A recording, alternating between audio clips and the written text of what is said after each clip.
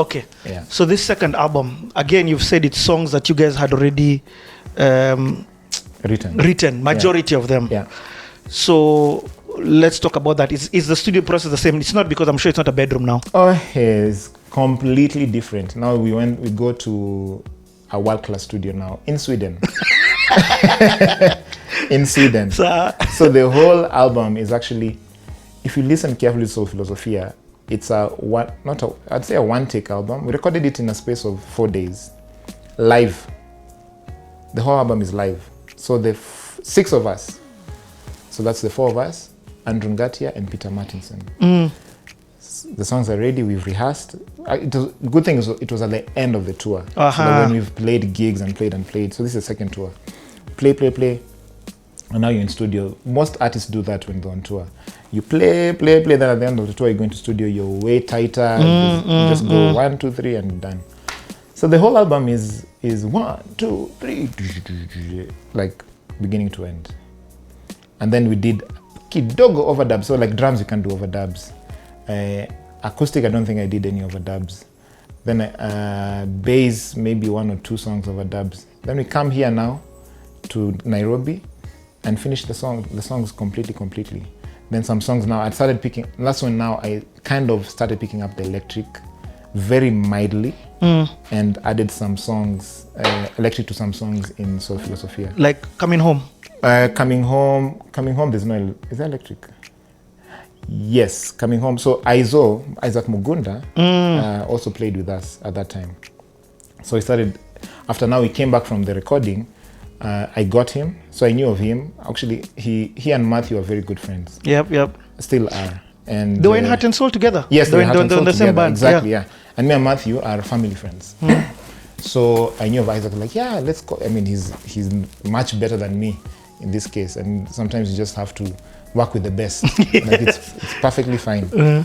So yeah, we called him and he played Binguni, the first song of the album, a crazy solo. I absolutely love that solo from Binguni.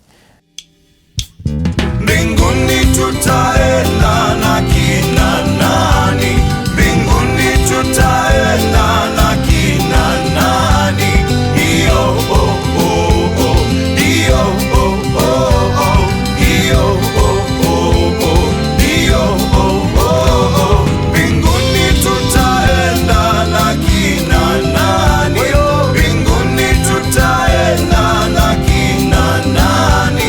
Iyo oh oh oh, iyo oh oh oh, iyo oh oh oh, iyo oh oh oh, iyo.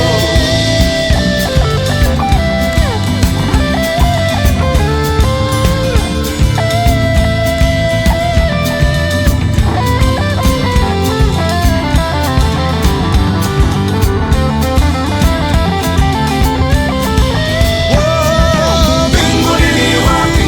Binguni, yeah, yeah, yeah, yeah, yeah, yeah. Ningependa nifike. Binguni ni wapi? Binguni, yeah, yeah, yeah, yeah, yeah, yeah. Ningependa nifike. Binguni ni wapi? Binguni, yeah, yeah, yeah, yeah, yeah, yeah. Ningependa nifike. Binguni ni wapi? Binguni, yeah, yeah, yeah, yeah, yeah, yeah. Binguni.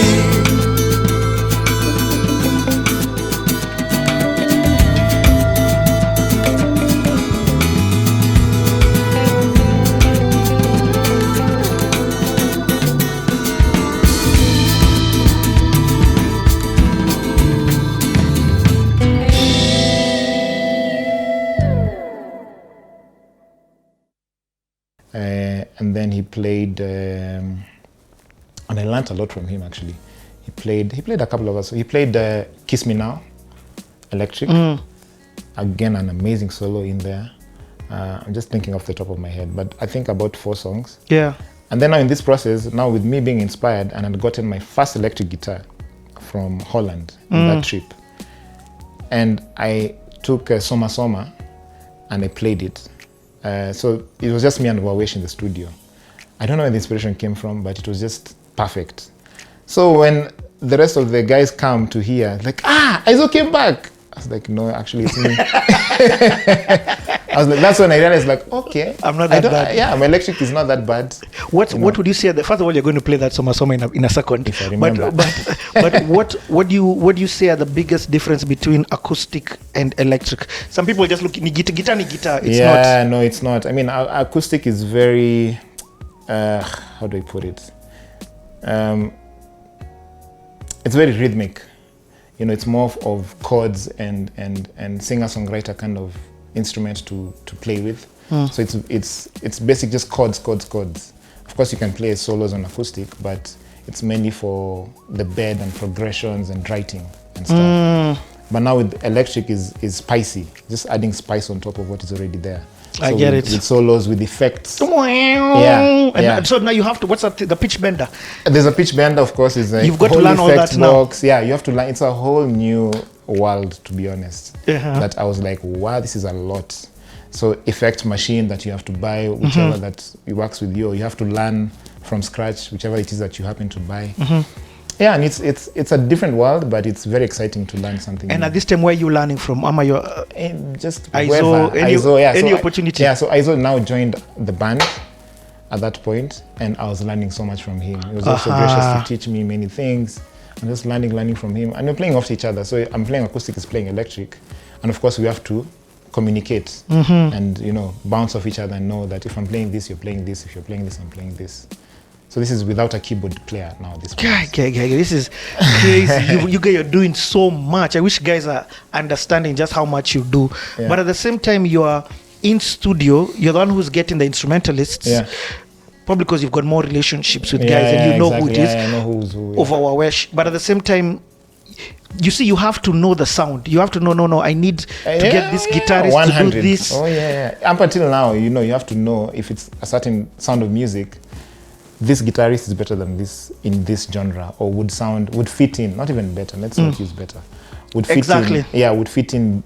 would fit in better than this person. Not that they're better than them. I get it. When it comes to this sound. Because all guitarists have their own sound. Exactly, it's like Aaron Rimboy on keyboards versus Mutoria. Yeah. They're both amazing. Exactly. But they're different.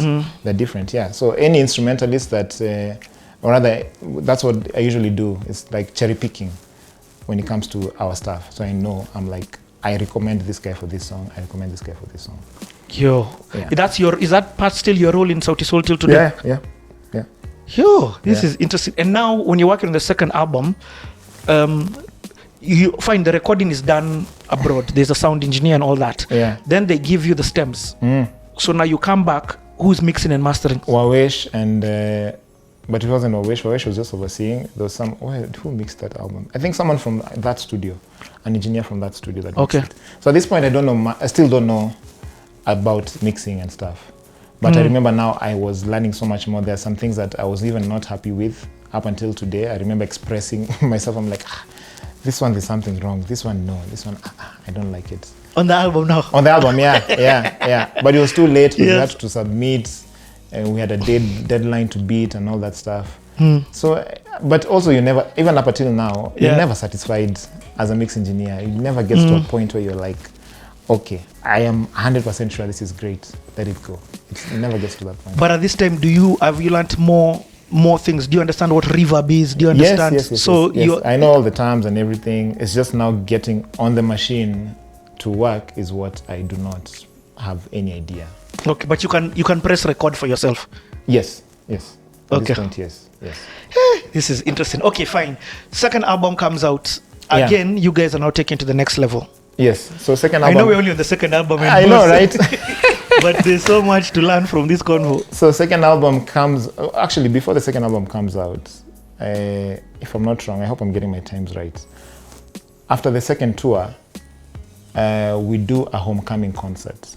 Because it was homecoming because we were coming from a tour. Yeah, which was long because the second tour was 3 months long. It was 1.5 months in Holland, I think Belgium, like 3 countries, and then the last 1.5 months in Sweden. So doing tours in Sweden, gigs, and then recording the last 2 4 weeks. days. Well, 2 weeks, 4 days, but then 2 weeks was now the whole setting up and stuff and all that. Okay. So we come back, but it was homecoming. It was dub homecoming. It was done maybe a month after we came back, but it was a homecoming concert. And it was done in partnership with Kiss. Aha, that's what that concert was. That is what it was. Okay. Now, this is another level of, like, how do I put it even? We had never gotten to a point where we were highly regarded like that. You know, to even Kiss to come to us and say, because they were doing a string of concerts. Actually, the first one was Red Sun, if I'm not wrong. But it wasn't a homecoming, just a concert by Kiss. It was a new concept because everything was changing. The world was going. I think even they were coming up with Kiss TV. Exactly, it was actually Kiss TV. That's the time. So I think Red Sun I think Red Sun was the first one. Then they're like, yeah, let's do a concert with you guys together as a homecoming. Like, oh great, let's do it. So our word on the street is like buzzing. So many people already know about us. There's a huge buzz even in the industry. Like, yeah, those boys. So this concert is done, the marketing is done so well. Yep. It's all over. It's like blasted in people's TVs. Kiss TV is new and is fresh and everybody is watching. And they were advertising, I think, constantly. Yep. Down here. And like, even on their radio. And on radio as well. Constantly down here for like 2 weeks. Constantly. Like Sauti Sol Unplugged. It was called Unplugged. Sauti Sol Unplugged homecoming concert. Yeah. Then now an advert comes like after every 3 songs. Now the proper advert. Like that for 2 weeks. It was mad marketing. So by the time the day of the concert, which happened to be on my birthday. I remember very well, November 14th. And so it was at Galileo, Museum the old Hill. one, yeah. Museum Hill, Galileo, Museum Hill. So this show is so fire. Like people, first of all, even in our dressing, we now step up. Because now we've been around, it's our second tour, we've performed so many gigs. We are very confident on stage now, we know what we want. So I remember even ordering these red skinny jeans from Bien's mom that was coming. Bien's mom was coming from England at that time. She was coming back home. And Bien now was like, yeah, let's get, was it Bien or Chimano? I can't remember. But anyway, just like, since your mom is coming, let's get these red skinny jeans. Because we literally, I know for a fact, it is something that we introduced to the culture at that point. Red skinny jeans. Just skinny jeans in general. Skinny jeans in general. Because like, hey, what are you guys wearing? What are you guys wearing? So yeah, we got red skinny jeans. We had white vests, suspenders, and hats, kind of like this. Well, I wore hats. I don't remember everybody wore. No, we all wore hats, I think. And this Ray-Ban kind of shape was now a thing. So then, now it's prescription, it's specs, but then those days it was just for swag. For swag and vibes. Swag and vibes. So all 4 of us had that shape, the Ray-Ban shape. How did it hit you? Was it traveling abroad that had made you understand that now look was important? Oh yeah, 100. Just your presence on stage, because you're a star. You're performing you're an entertainer. So you need to entertain. That's if you've chosen that path, entertain. Don't just go there wearing a kawa t-shirt and you know. If that's your vibe, that's cool. I'm nothing against people wear like that. But however it is that is entertainment but swag to and you. Vibe, man. Swag and vibe all day, every day. So the concert happened, and I remember seeing the who's who in this. You know, I was in that line. First of all, there was a line, crazy like line. a nonsense. We had to cut the entrance. I think 7 p.m. Like no more people can enter. I remember seeing Dennis Oliech. I was in shock. I was like, what? How does he even know? Like, what is he doing here? What? Susanna Weo was there. I like it was just who, like even news anchors at that time. I don't remember who and who, but all the big people were just there for that concert. We didn't realize how big we had gotten at that point. And the concert was fire. And then also the concert was played after it was out again, Kiss TV for like 2 months, every day. So that really elevated Sauti Sol at that point. And what did that make you guys feel? Like, did you feel like the hard work? We're getting. You know, you guys were you were getting the mass acceptance. Let me not use the mass acceptance within Nairobi. Yeah, within Nairobi. Yeah, because something else happened that we realized we are only big in Nairobi. But Nairobi was popping. Yeah, that's what he did for us. We're like, what? Okay. This is huge. Like, we didn't realize we can be this big in this city. I love that. Okay, so now let's move into. I was at that concert and I remember being in the line, and ahead of me I'm seeing Shafi there with his tag and all these things. And it's the first time actually Shafi took us to Jacaranda Hotel. That was not opposite. Jacaranda Hotel iko kwa roundabout. I don't know if he's still there, but he took us there to relax and prep, to our hotel room, to relax and prep and change. It was unheard of. I was like, what?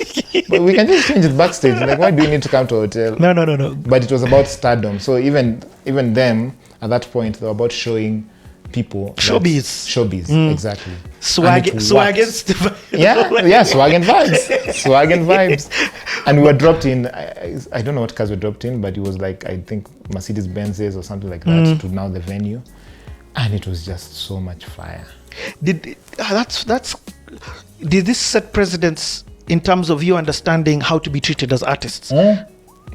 Most definitely. We've never been treated like that ever in our lives. And then we realize your value, you realize that all these people are here to watch you. All these people love you. You should be treated, just as good. You're not just a bystander. You're not just you need to be treated as you value yourself. Yeah. But also, let me just say, beyond the swag and vibes, people knew the songs. Yes, it's not that you're singing and people, all those people are just there to just stare. No, they did. In fact, please get those clips. They're on YouTube. Okay. There are many songs that they're on YouTube. Just Sauti Sol Unplugged Kiss, it's there. People are singing along. It was a long, I think we performed 2.5 hours. We were sweating and we were just enjoying ourselves to the max. Yeah, and everyone knew every song at that point. So it was something else. Okay. Yeah. So the second album, let's move a bit faster with this one. Yeah. Actually, not even. Let's move it according to your pace. But now you release this, but this one you start with a video. Which is that the video where you are in coming home?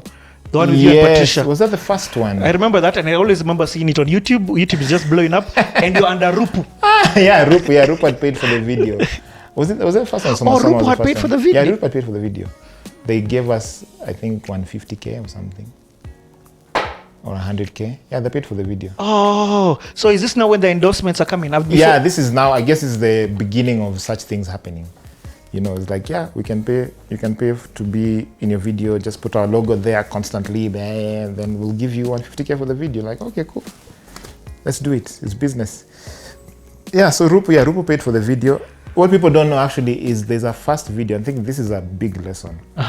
We had invested in that's not the original Coming Home video. We had shot a video at Ole Polo's, I believe. It was a very interesting concept, but just it didn't come out well. It didn't work out. And we had spent, I think, almost the same or 200K. And that time 200K is equivalent maybe to half a million. More than half a million. More, yeah. And we don't even have that much money. But the video is just not working. It's not working. So sometimes, and we have, in our careers, maybe until now, we have like at least 5 videos that we never released. No way. Yeah. And it's a big investment in a video, but then your soul just tells you this is not going to work.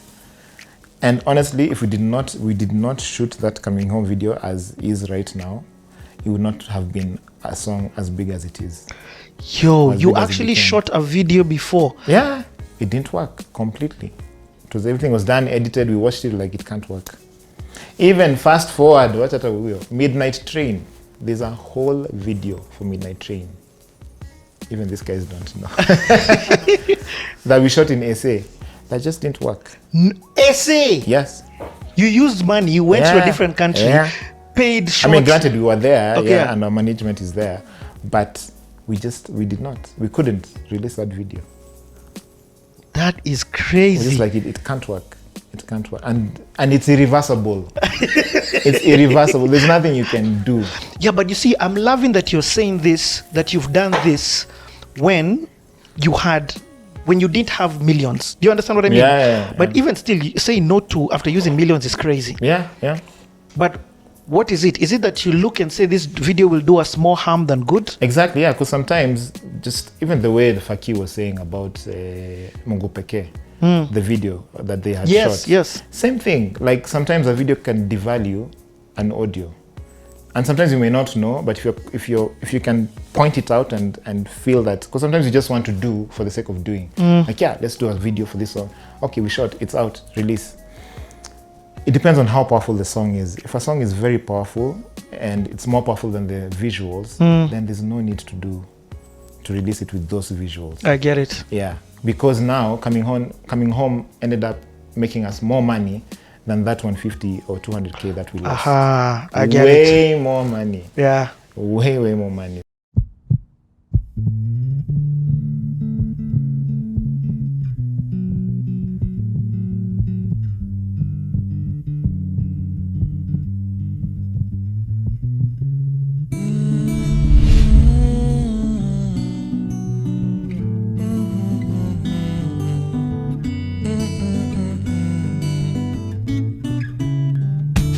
Penzi leo naenda safari nani ya mbali, ukiwaza kunimisi madam, tabasam kidogo.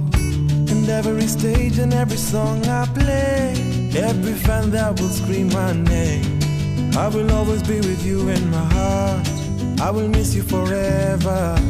My days are long,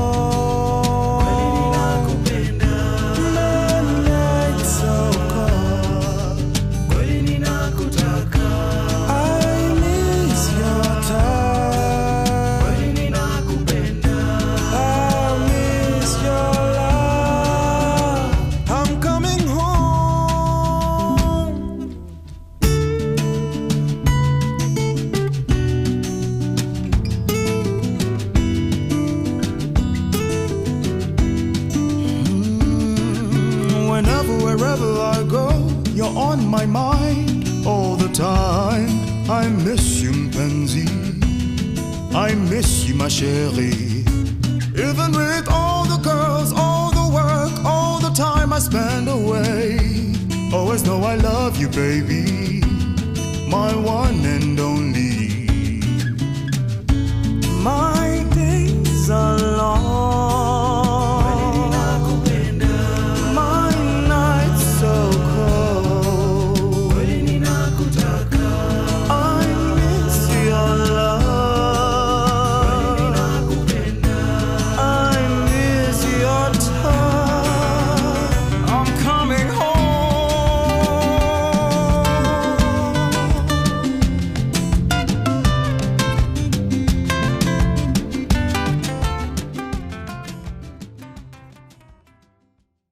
So you just, sometimes of course you can get it wrong also. It's not like you don't always get it right. So do you guys have a battle? Do you unanimously as a group have to agree? What happens if Chimano is like, no man, you guys, this thing has to chomoka? There's a vote. And there's a vote. Yeah. See, balance, 3 out of 1. But bro, you guys are 50. What happens if it's 50-50? Have you ever been in that situation? We have many times. Then you toss we a take coin. time, not really, just take time and see what actually makes sense for the business.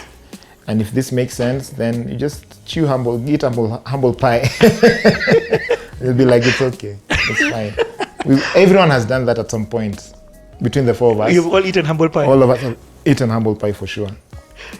Man, that's the dynamics of being in a group. Yeah. Because some songs you must think are dope, other guys are like, nah, it's not that good. Oh yeah, all the time. Even just Midnight Train, there's like I think 5 songs that should have been in the album, but other people thought they were not good enough. So you've got 5 songs chilling.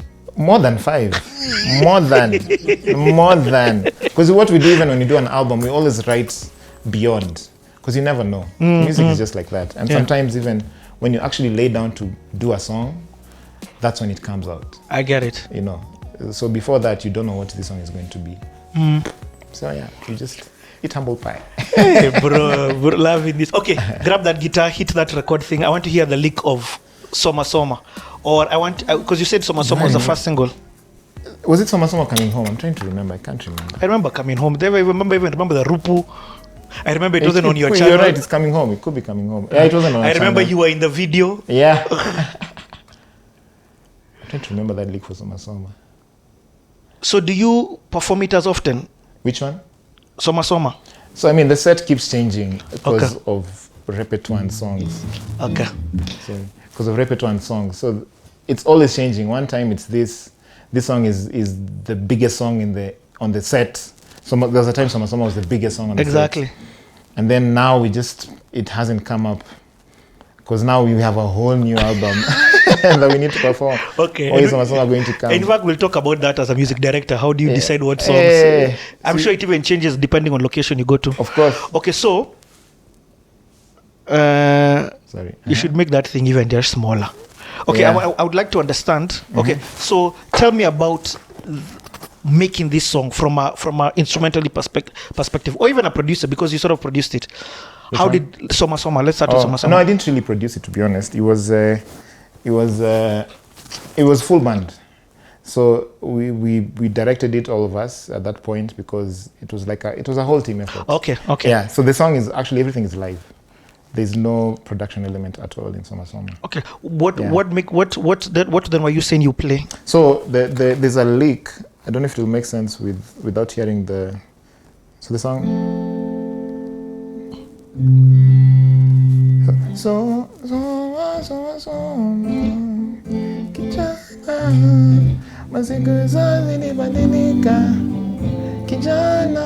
because it's quite low. So there's a lick that I put.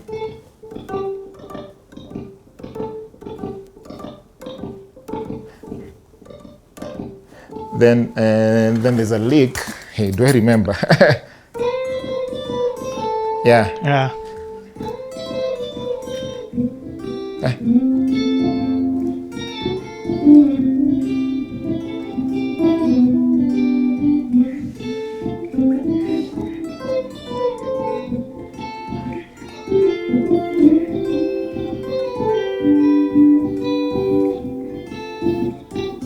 Yeah, so that's the lick that I get played. it. Yeah, I can feel the difference even from a production perspective. Yeah. With you see, like now you're playing, you need to hear other instruments now. Yes, for for it to fit in. Of course, Yeah. Definitely, yeah. Huh?